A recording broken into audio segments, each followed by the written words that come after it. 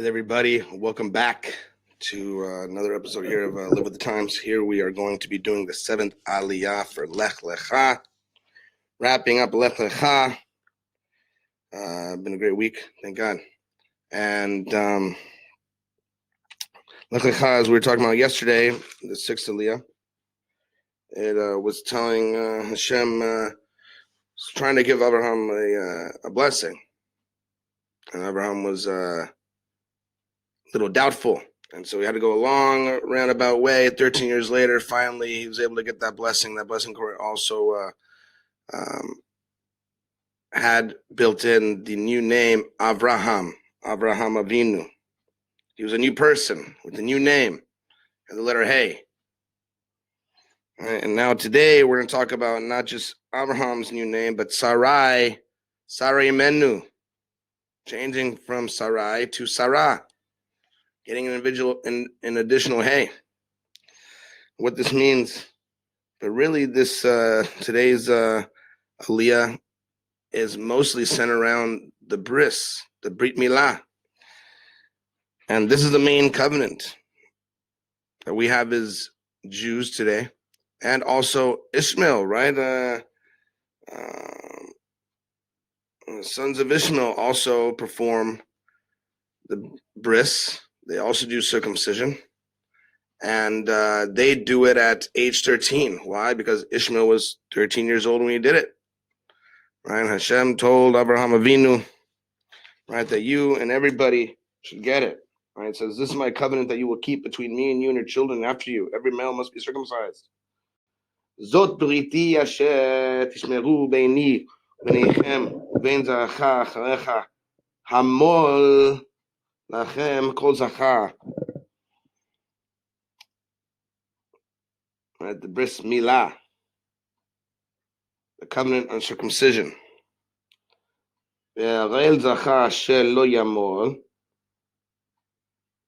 on it says,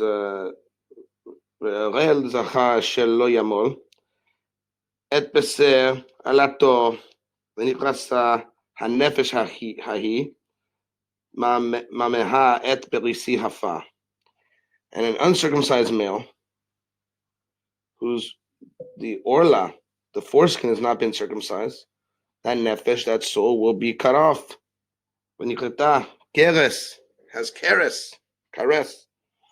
This is the ultimate punishment, God forbid, when we're cut off from our people.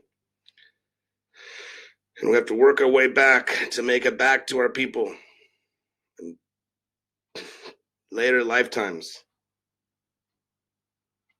And this is a big issue, the Bris. Why? Because we see of all of the, first and foremost, the world. Why is the issue? Because the world hates the Bris. You see, it's this is barbaric. Oh, this is antiquated. This is what is this? This is so old, and we don't need this anymore. And and then there's a time where people are like, oh, well, science says that we should have it, and that was why a lot of people were getting circumcisions around the world, and it was a big thing. And now it's gone away. The pendulum's gone back the other way again, where it says, no, it's not true. It's not true. It's, God forbid, people are saying mutilation. Let the kid decide. How dare you? And these, if you look into who is promoting this kind of ideology, just go and Google, right? And go and search for who's paying for this kind of ideology. Let's just say that there's a reason why they want the Bris not to be done anymore. I won't say any more than that. It's be a waste of time anyways. But the Bris has been our main saving grace. In fact, Eliyahu Hanavi was once arguing with Hashem. He says, look at the people. They're not going to keep your covenant. They're not going to do what you told them to do.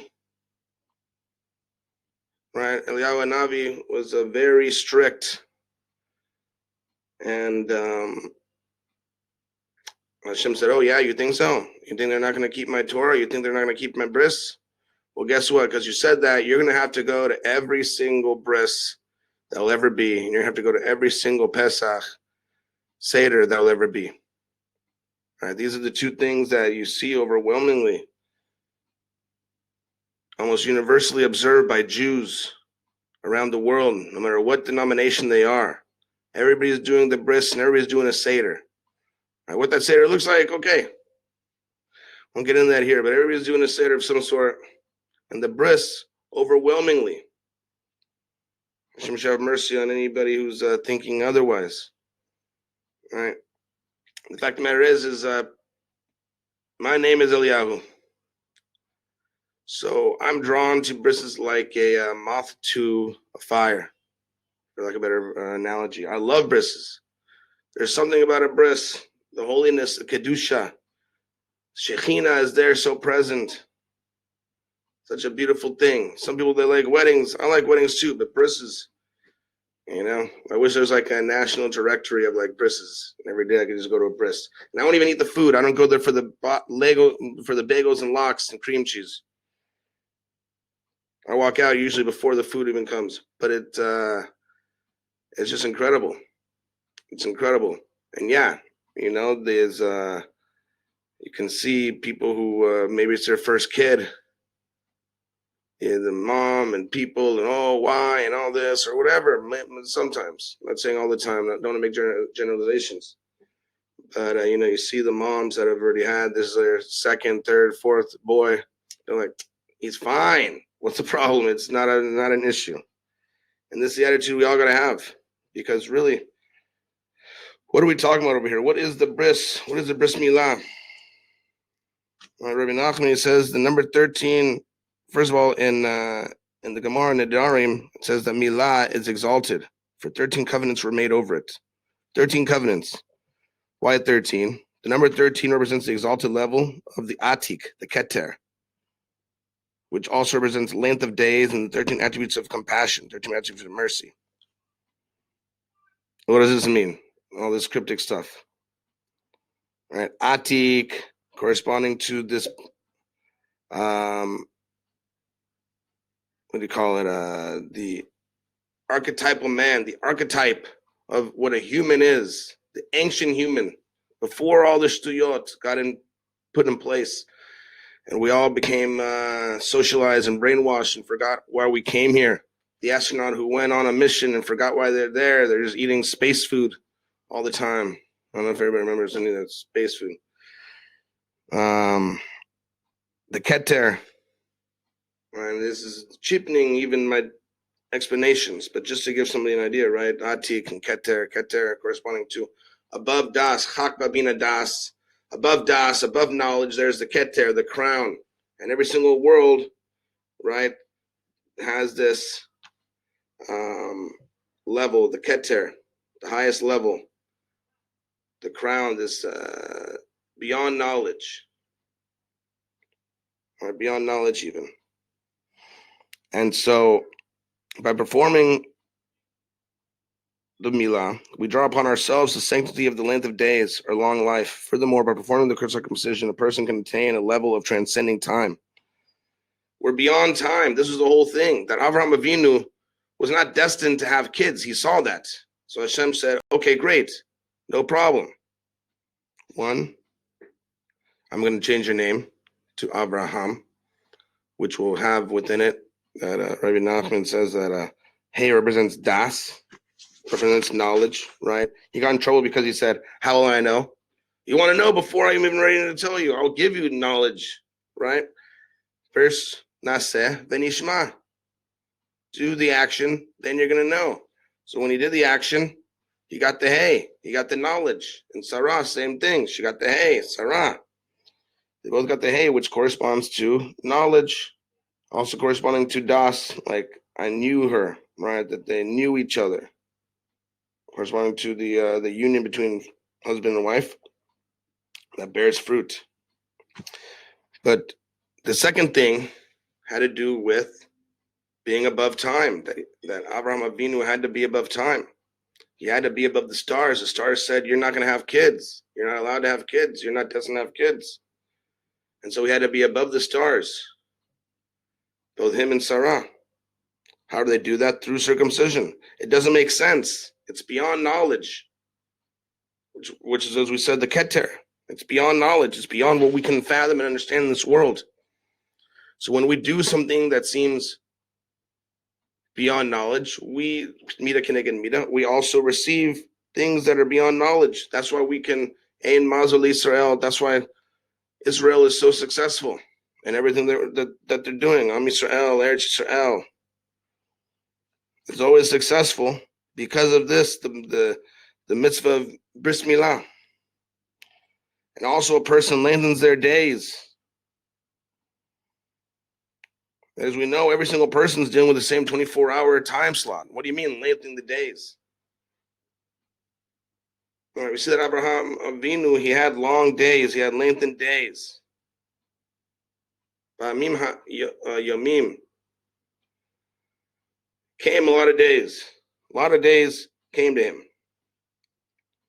All right, Rabbi Nachman talks about lengthening our days, that we start off, that we think, oh my gosh, this day, I got so much to do, how I'll ever achieve it, One thing at a time. We start off in the day, we extend the hours, hour by hour. By doing our service, what it is that Hashem wants us to do, we lengthen our days. When a person's on their phone all the time, the day is going by quickly. Oh my gosh, that was an hour. What happened? When you're doing something you're supposed to be doing, an hour can seem like forever. You're like, oh, that was only an hour? That seemed like 8 hours. Meanwhile, we can be on our phone for 8 hours and realize what the heck happened over here. I can't even believe, where'd the day go?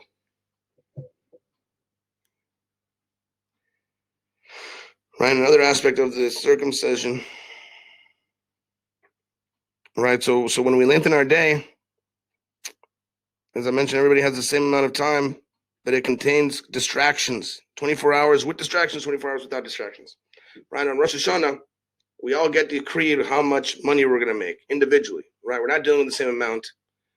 But even then, what's the point of making tshuva? People are like, well, if I get decreed during the middle of the year, what's the point of in the middle of the year? Well, a lot of reasons, but one reason is that you can get the money, but then what's going to happen if the fridge breaks down? God forbid. The car breaks down. God forbid. You got to pay extra bills that you weren't anticipating. All these things are taken away from the money. Same thing here with these distractions. We all have 24 hours, but we can lengthen our days, and not only that, but we can remove distractions by guarding our bris. We guard our das, we guard our keter, we guard our brain, we guard our mentality, we guard our tranquility and serenity. And one feels a decrease in time's pressure and can make the most out of his day. You can make the best decisions, make the most out of our day, and those days extend out. But there's something else here as well with the Bris Milah. Right, as it says, so anybody who didn't get their milah, et beser alato, and still has his orla, his foreskin. Benichata hanefesh hahi, that nefesh is cut off from its people. Miameh et biriti afa, because he has broken my covenant. You break my covenant, so you're cut off. You could have done it. And it's interesting, right? Because we say that the kid didn't choose, right? Or some people say that the kid didn't choose. How could you do something to a kid? Well, the kid didn't choose a lot of things, right? The kid didn't choose food to eat. You do that. The kid didn't choose the name. You give the kid the name, right? The kid didn't make the decision to what kind of medications you're going to give him from a young age and how that's going to affect him. The kid didn't decide what food, like I said, you're going to give him, if you're going to give him breast milk or formula, or if you're going to, when you start eating food, you're going to healthy food, not healthy food. Doesn't decide a lot of things.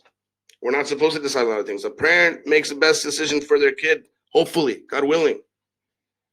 And so too with the Bris Milah, that the Bris Milah is not your bris when you're actually getting the circumcision. The Bris Milah is when you bring your son to the circumcision. That's when your bris is actually done. Your father's bris was done when he brought you. Now your bris is now when you're bringing your kid. that a person who chooses not to bring their kid to Brit Milah, that soul is cut off. Because guess what? The kid can still get the bris. It wasn't his fault he didn't get the bris. It's his parents' fault he didn't get the bris. I have a friend. He was raised in Soviet Russia, where it was illegal to have the Bris Milah. And you see that there are many places that make it illegal and want to make it illegal, and those places go into the dumps. Right? When Soviet Union made a decree against the Bris Milah, that was the beginning of the end for them. And you see it in America, in certain cities that want to outlaw Bris Milah, in certain countries that want to outlaw Bris Milah. They're asking for it. Not for me, and it's not a threat. Hashem says it right here. You're just cutting yourself off from the source of creation. Right? And so the orla as well is significant. What's the orla of the foreskin? We'll get into in just a minute. Right? But Rashi says from this, it says from this verse, we learn that the milah is performed at the place where one can differentiate between male and female. Interesting, Rashi. I mean, yeah, right? I mean, differentiate. I guess so, right? This one makes one, this one makes the other. You know, we live in a time where people want to get confused with everything. And you see what it's done to the kids. You see what any of these kids who are subjected to this, right? The kids also not choosing to do that. It's the parents pushing ideologies onto kids. And but that's okay, right? Because they're telling themselves and telling the people that the kid decided. The 6-year-old kid, the 50-year-old kid, people even say that the kid, they say, it's funny because some of these people pushing these ideologies are the same ones that say that the kid can't choose the Bris Milah, but they can choose their gender, though. Interesting enough. And so this is the place difference between male and female. And so that's the Rashi. Rabbi Nachman says, Zachar is like Zikaron, remembrance. Nashin is like Nishyon, forgetfulness. Right? So they have the same shoresh. Right? Zachar has the same shoresh, the same root as Zikaron. Nashim has the same shoresh as Nishayon, forgetfulness. Now, before you come at me and say, what are they saying that men can remember and women are forgetful? They can't remember. Just so you know, Rabbi Nachman talks very highly of the attribute of forgetting. Right? He says that one of the most powerful things that we can have is the power to forget. Right? That you look at somebody like Tom Brady. Did he remember every single interception that he threw? Or if he throws a bad interception, does he have to forget it as quickly as possible so that he can have a positive play next time he's back out there? If you're just always being on it, oh my gosh, I can't believe that interception I threw. I can't believe that mistake I made. I can't believe you're just in the dumps all the time. Can't believe that horrible thing that happened to me. Okay, get the help you need. Yes, not good.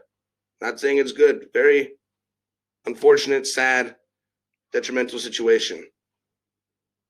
If I'm 40 years now down the road and my life has been not so good and I'm blaming that thing that happened all those years ago, maybe a little bit of forgetfulness in addition to the therapy and all the things and whatever else you need to do would have been good.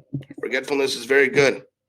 As Rabbi Nachman says, that one must strive to remember God and remember the world to come. But one must also strive to forget the vanities, the lust and immorality of this world, that we're exposed to so many things and we have to forget them. This is not reality. This is fake. This is going to be gone. You think this stuff's going on in Shemaim, all this stupid lust, all these stupid things that are going on that people are losing their whole lives over? You got people who are millionaires, billionaires, who lose their entire companies and their entire families for moments of lust. Comes out and then boom, they're gone. They lost everything. Rabbi Nachman talks about this as well. So a person must forget all these things, all this stupidities, all the foolishness. All right, and one must remove the foreskin, the orla. You must remove the foolishness that clouds the mind and blemishes the ability to remember and differentiate, to know the difference between what we should remember and things that we should forget. They're both good. It's good to remember and it's good to forget certain times. Now, if a person forgets God and remembers their lusts, that's not good. If a person forgets their lust, remembers God, very good. Right? So the orlah, that foreskin, is that separation that stands in between the middle of us. Right? And Rabbi Nachman, as we know, was not born in Breslov. Right? We say Rabbi Nachman mi Breslov. Rabbi Nachman of Breslov. Right? And it's funny, right? Because he ended up passing away in Uman, and Uman's a big thing. But we don't say Rabbi Nachman met Uman. A little bit, but mostly we're Breslov. The main thing is Breslov. Why do you choose Breslov? Because he said he wanted his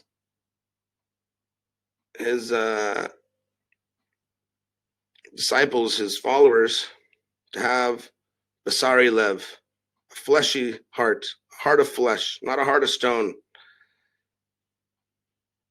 a human heart.